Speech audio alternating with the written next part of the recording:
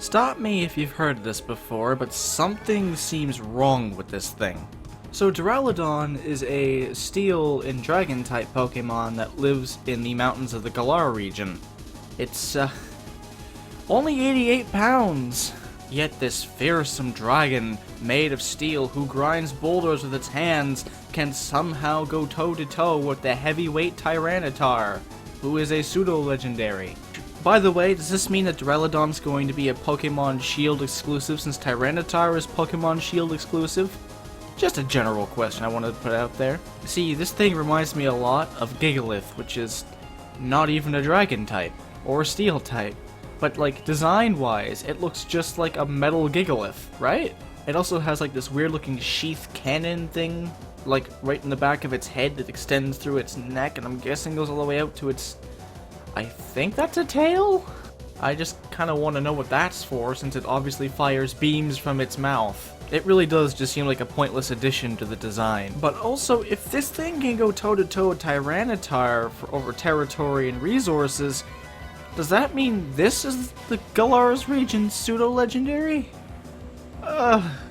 Please no. It's likely just a random dragon type like Drampa that'll just appear on Victory Road and nowhere else, but still, I mean, they're hyping it up to fight Tyranitar, the Gen 2 pseudo-legendary. That would mean its stats still had to be pretty high.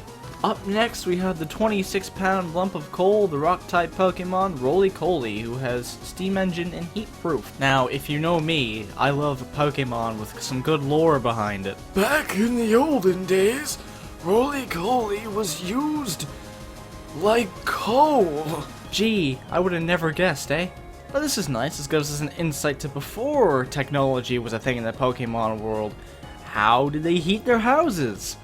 We got Roly-Poly there. Nice, simple, and clean, not the Kingdom Hearts version.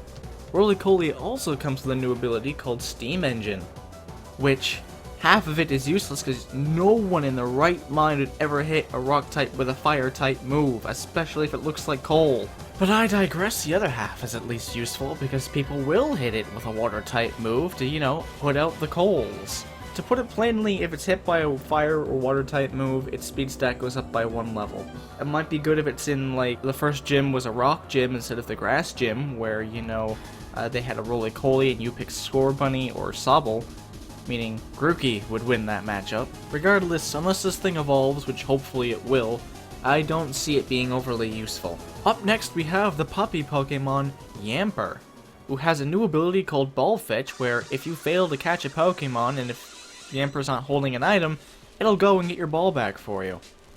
Who's a good boy? Who's a good boy?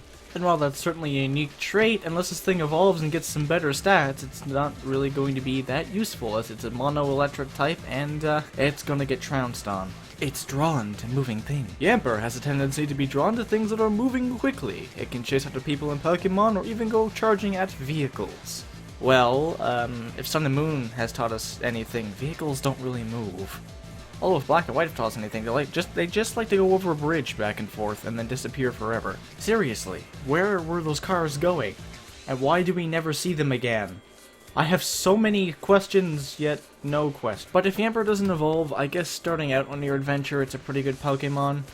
I'm gonna guess you get it around Route 1 somewhere. Ball Fetch will be useful if you're trying to, like, get your team of 6, I suppose.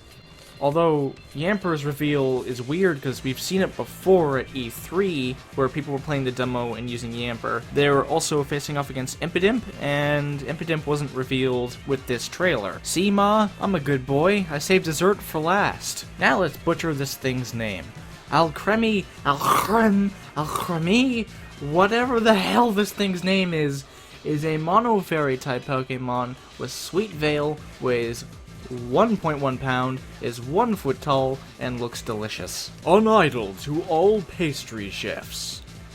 Alcremie can produce whipped cream, which becomes richer the happier Alcremie is feeling. Desserts made using this cream are invariably delicious, so many pastry chefs strive to have an Alcremie as their part. Its cream has a soothing effect.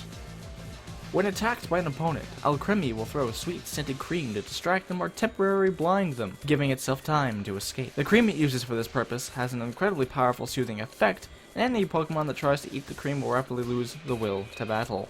This Pokemon can also Gigantamax into a giant cake, so that's something. Anyway guys, I'm afraid that's all I really have to say about these new Pokemon. It pretty much was just reading off their page because it's all the information we have.